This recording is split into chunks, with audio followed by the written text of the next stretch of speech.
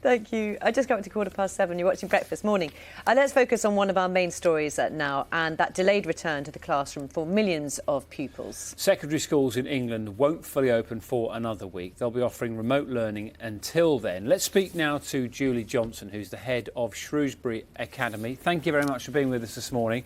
So give us an idea. We spoke to a primary school about half an hour ago, a head teacher at a primary school. And they are opening today, or they've got a teacher training day today, so they're opening this week. Lots of concern there from parents and from teachers. Paint us a picture of what the situation is at your secondary school today. So the situation at Shrewsbury Academy is that we are open this week for the vulnerable and the key worker, the critical worker children. We've had much contact from the key worker parents, but also from parents asking if they can send the children in, those that are vulnerable. And the priority will be that we maintain that education for those students. But from there, we're also running online learning for Year 11, because they're a priority exam group alongside Year 10, who will be sitting early entry English literature this week. The staff will be working, they're arriving on site, they'll be teaching from the classrooms, teaching online, and then the following week Year 11s will arrive on site. And again, we'll be focusing on teaching Year 7, 8, 9 and 10, allowing a level of online learning, live online lessons where teachers feel that they can fit that into the schedule. So what we're trying to do is we're trying to maintain as much education as possible for all groups and as smoothly, and to ensure that people feel supported and education continues. And obviously you've got to throw testing into that as well now. Where are you up to in terms of kits turning up, how that will work and the sort of logistics of all of that when you need to do that? So we've had contact from Royal Mail over the last week to say that the kits will be arriving from 8 o'clock this morning. So we're expecting a delivery of the kits between 8 and 10.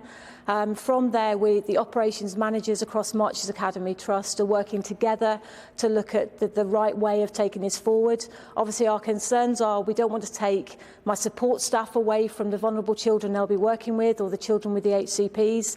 But also I don't want to take staff away from teaching direct live lessons or teaching on site.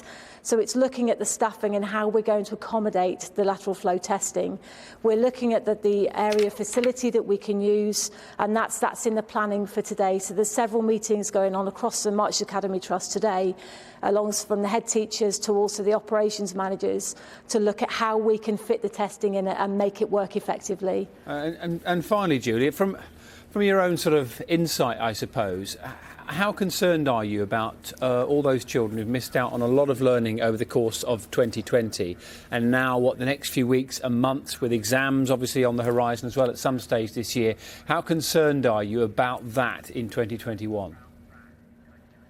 I think it's looking at how we can best or most effectively provide an education for those students.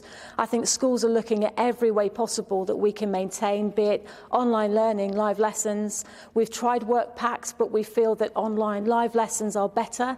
We have carried out several surveys with parents and carers when we've had to go to online, and they're feeling, parents and carers, the local community feel that where we are currently right now is that the online has been effective.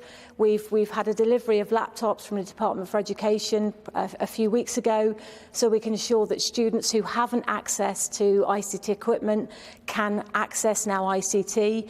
For those students who haven't got internet access, we're providing dongles or actually now inviting them onto school. So we've got to ensure that everybody can access education, because that's really important. I think the work packs are great for a short time, but what students need to have is that direct contact, or the remote learning, if it is remote, with contact with the teaching staff, but also resources that are going to support their education. And that's the way we've got to look at it, is whatever happens, we don't know, we're just going to have to see, and things are changing on an hourly basis. But our priority is at the forefront is keeping everybody safe, the staff, the families, the community, the students, everybody has got to be safe. But alongside that, we've got to try and provide the best education we can for all of our students. I know you've got a busy day, busy week ahead as well. Julie Johnson, thank you very much. She's a head teacher